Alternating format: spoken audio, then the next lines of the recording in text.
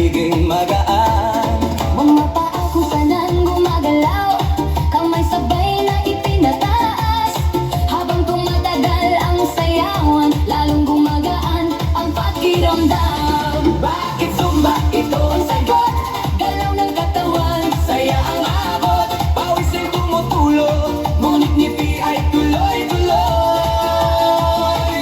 Bakit Zumba? tanong ng lahat. Dito gumagaan ang bigat, Habang sabay ang bawat galaw, lumalakas ang buong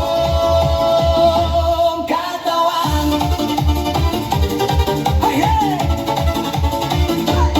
Kapag sama-sama ang grupo, mas nagiging masigla ang galaw. sigaw ng saya sa